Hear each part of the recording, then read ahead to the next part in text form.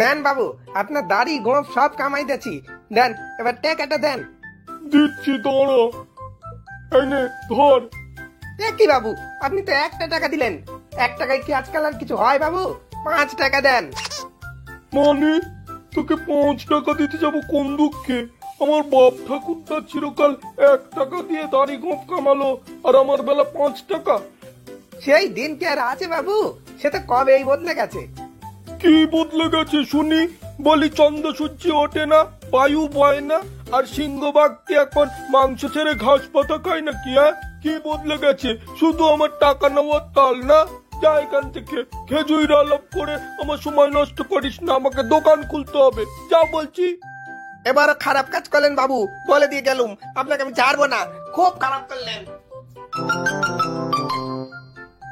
1 বস্তা চাল, ডাল, তেল, নুন যা যা বলেছিলি সব দিয়েছি। ওই যে ভ্যানে বোঝাই করা। কিরে, এত কিছু যে নিলি না, তা পয়সা এনেছিস তো? বলি নাপিত বলে কি বিনে পয়সায় জিনিস নেবো নাকি? এই যে পয়সা ধরুন। এ কিরে, এ তো 10 টাকা। তুই তো জিনিস নিলি 100 টাকার। 100? কি যে বলেন বাবু, আমার বাবা 10 টাকা দিয়ে এর থেকে বেশি জিনিস নিয়ে যেত। ওরে সেই দিন কি আর আছে নাকি রে? এখন তো বদলে গেছে। কি বলছেন বাবু? এখনো চন্দ্র সূর্য ওঠে, এখনো বাঘসিংহে মাংসই খায়। বুঝেছি বুঝেছি, আর বলতে হবে না। দূর হ আমার দোকান থেকে, আর কোনোদিন আসবি না, যা দূর হ। ও পায়ের ব্যথায় মরলুম রে।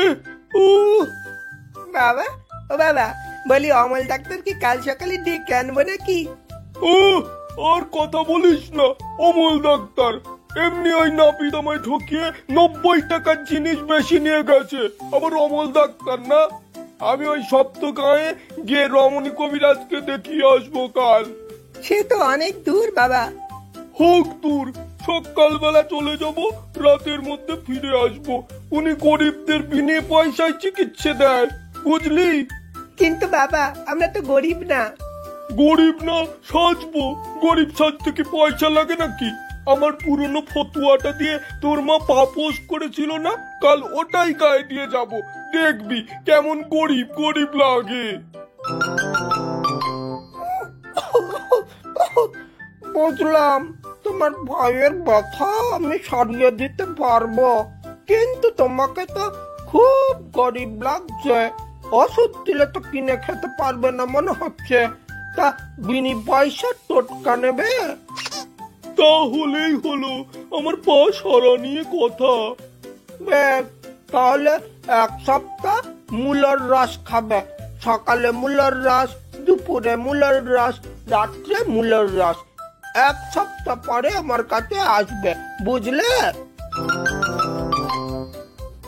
কবিরাজ মশাই, 1 সপ্তাহ মূলর রস খেয়ে পায়ের ব্যথা তো আমার সারলো, কিন্তু পেটের ভেতর তো আগ্নেয়গিরি হয়ে গেছে, দিন রাত ফাটছে, পেটে খুব ব্যথা। বুঝেছি, ঠিক আছে, তোমাকে আমি আর একটা টোটকা বলছি। এখন বাড়ি যাও, কোন এক নাপিতের থেকে তার ব্যবহার করা খুর নিয়ে জলে ভিজিয়ে রাখবে।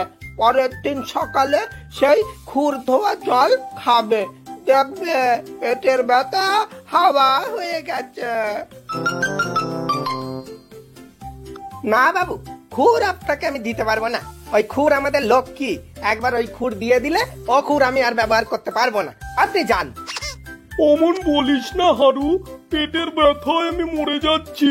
দে ভাই, খুঁটটা দে, বদলে একটু পয়সা নিয়ে নে।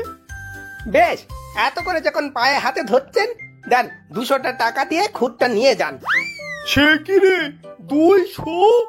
একটা খুঁড়ের দাম তো 8-10 টাকার বেশি না রে হারু। আপনার ওই হিসাব ধরলে তো আমার হবে না।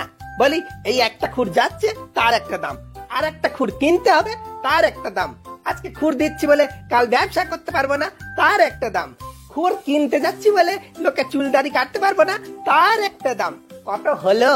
এতগুলো হিসাব করে 200 অনেক কম বলেছি। আর দেখুন, নিলে নিন, না হলে যান। অত কথা বলবেন না তো মাঝ রাত্রে, ঘুম ভাঙিয়ে যত সব। বেশ, বিপদে পড়েছে, এখন লুটে নে। এই নে 200 টাকা, নাপিত কোথাকার, দে কুড়তে কুড়তে। এই তো পথে আসুন, এই নিন খুর।